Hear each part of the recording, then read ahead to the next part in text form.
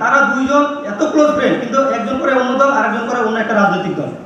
এই রাজনৈতিক দল করার দরুন তারা দুইজন এখন হচ্ছে মানে কথাই বলে না, একজনের মুখ দেখে না, এরকম অবস্থা। তাহলে যে রাজনীতি আমাদের মধ্যে বিভেদ তৈরি করছে, আমাদের মধ্যে অনৈক্য তৈরি করছে, আমাদেরকে মারামারিতে লিপ্ত করাচ্ছে, শত্রুদের রূপান্তরিত করছে, সেই রাজনীতি থেকে আমরা দূরে থাকতে চাই। এই জন্য হেফাজত তৈরি ছাত্র ফোরাম আমরা একটা উত্তম আদর্শ প্রস্তাবনা করছি।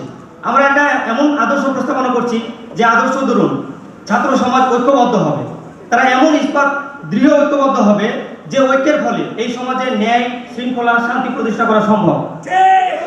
আমাদের ছাত্র সমাজের প্রতি আমাদের আহ্বান থাকবে, আপনারা সবাই এই সমস্ত মতভেদ, এই সমস্ত অনৈক্য ছেড়ে, দলাদলি রাজনীতি ছেড়ে হেফাজত তৈরি ছাত্র ফোরামের কথা একবার মনোযোগ দিয়ে শ্রবণ করুন, একবার দেখুন হেফাজত তৈরি ছাত্র ফোরাম কি বলে, তারা কি বলতে চায়, কি আদর্শের কথা বলে। এই আহ্বান আমি আমার ক্যাম্পাসে দিয়েছি। তারা আমাদের প্রতি কথা শুনে, আমাদের ডাকলে তারা সাড়া দেয়, তারা আসে। কিন্তু একদল গোষ্ঠী রয়েছে যারা আমাদের কথা শুনতে চায় না, যারা আমাদেরকে এক প্রকার হচ্ছে ক্যাম্পাসে কথা বলতে দিতে চায় না, আমাদের মুখকে চেপে ধরতে চায়। কিন্তু তাদের উদ্দেশ্যে আমাদের কথা, ভাই দেখেন, এক সময় আপনারাও ছিলেন যখন আপনাদেরকে কথা বলতে দেওয়া হয়নি, তখন এই ছাত্র সমাজ কীরকম চেহারা দেখিয়েছে তা আপনারা জানেন। ছাত্র সমাজ কথা বলতে চায়, তারা কথা বলাকে পছন্দ করে। যখন কারো মুখ চেপে ধরা হয় তখন সেখানে গণ অভ্যুত্থান হতে বাধ্য, গণবিপ্লব হয়, যার দরুন একটা রেজিম পরিবর্তন হয়েছে। আপনারা সেই রেজিম অতিক্রম করে এসেছেন।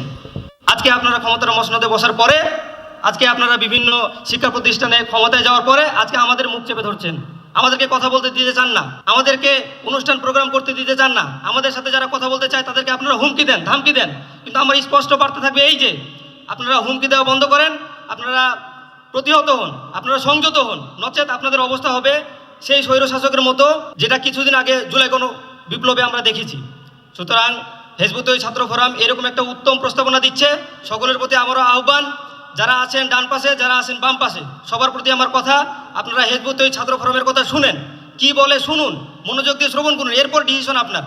হেফাজত তৈরি ছাত্র ফোরাম এমন একটা সমাজ গঠনের কথা বলছে যে সমাজে মতনৈক্য থাকবে না, যে সমাজে অসাম্প্রদায়িক সমাজ হবে, যে সমাজে ন্যায় সুবিচার প্রতিষ্ঠা হবে। সুতরাং আমার আহ্বান আপনাদের সামনে আমি স্পষ্ট করলাম। আমি আপনাদের দ্বারে দ্বারে যাচ্ছি, আরও যাব। হেফাজত তৈরি ছাত্র ফোরাম আপনাদের কাছে যাবে, আমাদের কথা শুনেন, এটুকু আহ্বান জানিয়ে আমার সংক্ষিপ্ত বক্তব্য আজকে এখানে শেষ করছি।